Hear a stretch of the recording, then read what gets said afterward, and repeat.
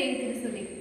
പ്രിയപ്പെട്ട അധ്യാപകരെ, മാതാപിതാക്കളെ, സഹോദരങ്ങളെ, ഞാൻ ഇന്ന് നിങ്ങളുമായി സംസാരിക്കുവാൻ പോകുന്നത് വിശ്വാസത്തിൻ്റെയും ധൈര്യത്തിൻ്റെയും പ്രതീകമായ യേശുക്രിസ്തുവിൻ്റെ ആദ്യ ശിഷ്യന്മാരിൽ ഒരാളായിരുന്ന വിശുദ്ധ അന്ത്രയോസിനെ കുറിച്ചാണ്. സെയിന്റ് ആൻഡ്രൂ ഗലീലയിലെ ബെത്സേദയിലാണ് ജനിച്ചത്. അദ്ദേഹം സാധാരണ ഒരു മത്സ്യത്തൊഴിലാളിയായിരുന്നു. തൻ്റെ സഹോദരനായ പത്രോസിനോടൊപ്പം കടലിൽ മീൻ പിടിച്ചാണ് അദ്ദേഹം ജീവിച്ചിരുന്നത്. എന്നാൽ ദൈവത്തിന്റെ പദ്ധതിയിൽ അദ്ദേഹം അസാധാരണമായ ദൗത്യത്തിനായി തിരഞ്ഞെടുക്കപ്പെട്ടു. അന്ത്രയോസ് ആദ്യം സ്നാപക യോഹന്നാന്റെ ശിഷ്യനായിരുന്നു. യോഹന്നാൻ സ്നാപകൻ യേശുവിനെ കാണിച്ച് ഇതാ ദൈവത്തിന്റെ കുഞ്ഞാടെന്ന് പറഞ്ഞപ്പോൾ അന്ത്രയോസ് യേശുവിനെ പിന്തുടർന്നു. അതുകൊണ്ട് തന്നെ അന്ത്രയോസിനെ യേശുവിന്റെ ആദ്യ ശിഷ്യൻ എന്നും വിളിക്കാറുണ്ട്. യേശുവിനെ കണ്ടുമുട്ടിയ ശേഷം അന്ത്രയോസ് ചെയ്തത് എന്തായിരുന്നു? അദ്ദേഹം ഉടൻ തന്നെ തന്റെ സഹോദരനായ ശീമോനെ വിളിച്ചുകൊണ്ടുവന്നു. ഞങ്ങൾ മെശിഹാവിനെ കണ്ടു എന്ന് പറഞ്ഞു. ഇതിൽ നിന്ന് നമ്മൾ പഠിക്കുന്ന ഒരു വലിയ സത്യം തന്നെയാണ്. ഒരു യഥാർത്ഥ വിശ്വാസി ദൈവാനുഭവം സ്വന്തം ജീവിതത്തിൽ മാത്രം സൂക്ഷിക്കില്ല, അത് മറ്റുള്ളവരിലേക്കും പങ്കുവയ്ക്കും. അന്ത്രയോസ് വലിയ പ്രാസംഗികനായി വിശുദ്ധ വേദപുസ്തകത്തിൽ പ്രത്യക്ഷപ്പെടുന്നില്ല. എങ്കിലും അനേകം പേരെ ദൈവത്തിന്റെ സന്നിധിയിലേക്ക് അടുപ്പിച്ചു കൊണ്ടുവന്ന ഒരു വ്യക്തിയായിരുന്നു.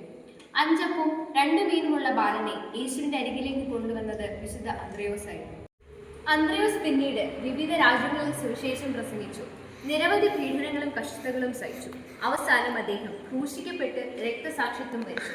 പാരമ്പര്യമനുസരിച്ച് ക്രോസ് ആകൃതിയിലുള്ള ക്രൂശിൽ അദ്ദേഹം മരണം ഏറ്റുവാങ്ങി. ഇന്ന് അതിനെ സെയിന്റ് ആൻഡ്രൂസ് ക്രോസ് എന്ന് വിളിക്കുന്നു. മരണത്തെയും ഭയക്കാതെ ക്രിസ്തുവിനോടുള്ള വിശ്വാസത്തിൽ ഉറച്ചു നിന്ന ഒരു മഹാനായിരുന്നു അദ്ദേഹം. അന്ത്രയോസിന്റെ ജീവിതം നമുക്ക് നൽകുന്ന ചെറിയ വലിയ പാഠങ്ങളുണ്ട്. ഒന്നാമതായി, മഹത്തരമായ പ്രവർത്തനങ്ങൾക്ക് പോലും ദൈവം സാധാരണക്കാരെ തിരഞ്ഞെടുക്കുന്നു എന്നുള്ളതാണ്.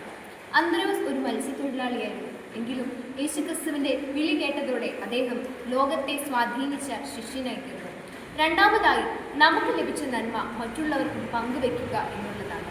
അന്ത്രയോസ് യേശുക്രിസ്തുവിനെ കണ്ടുമുട്ടിയതിനു ശേഷം പത്രോസിനെ കൂടി വിളിച്ചുകൊണ്ട് വരികയായിരുന്നു.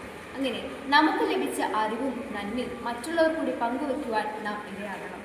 മൂന്നാമതായി, ചെറിയ കാര്യങ്ങൾ പോലും വലിയ കാര്യങ്ങൾക്ക് വഴിയൊരുക്കും എന്നുള്ളതാണ്.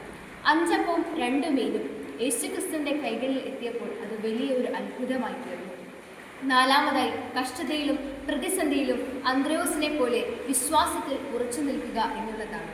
നിരവധി കഷ്ടതകളും പ്രയാസങ്ങളും നാം നേരിടും. അപ്പോൾ അന്ത്രയോസ് നമ്മളോട് പറയുന്നത് ദൈവത്തിന്റെ വിളി കേൾക്കൂ, അവനെ വിശ്വസിക്കൂ, വലിയ അനുഗ്രഹങ്ങൾ നമുക്ക് ഉണ്ടാകും എന്നുള്ളതാണ്. അങ്ങനെ ആ വിശ്വാസം നമുക്ക് പ്രചോദനമാകട്ടെ എന്ന് പ്രാർത്ഥിക്കുന്നു. നന്ദി.